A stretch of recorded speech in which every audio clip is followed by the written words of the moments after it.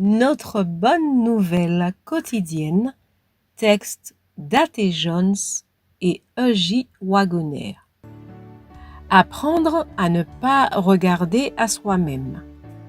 Nous ne perdons pas courage, car un moment de légère affliction produit pour nous, au-delà de toute mesure, un poids éternel de gloire.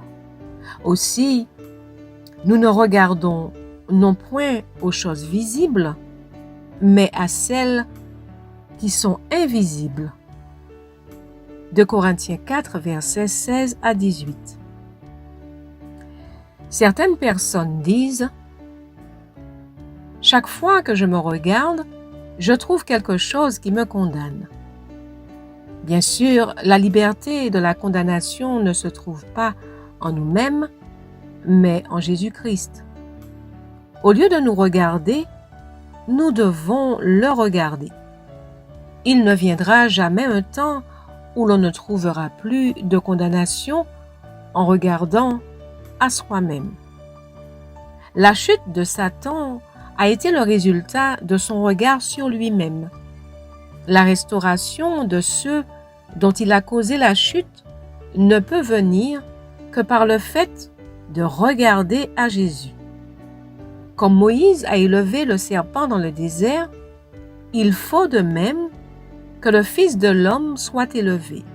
Jean 3, verset 14. Le serpent a été élevé pour qu'on le regarde. Ceux qui regardaient étaient guéris. Il en est de même avec le Christ. L'entrée en Christ est seulement le début et non la fin de la vie chrétienne. C'est l'entrée à l'école où nous allons apprendre de lui. Matthieu 11, verset 29.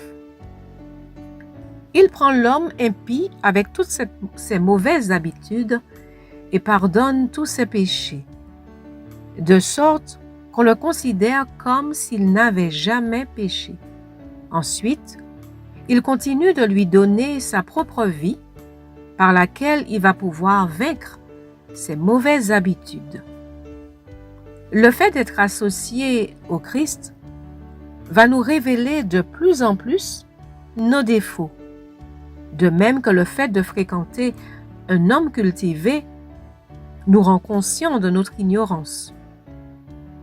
Comme un fidèle témoin, il nous indique quelles sont nos faiblesses, mais ce n'est pas pour nous condamner, c'est de la compassion et non de la condamnation qu'il manifeste à notre égard. C'est cette compassion qui nous encourage et nous rend capables de vaincre. Lorsque le Seigneur signale un défaut dans notre caractère, c'est comme s'il nous disait « Tu as besoin de quelque chose, et j'ai ce quelque chose, et j'ai ce qu'il te faut. »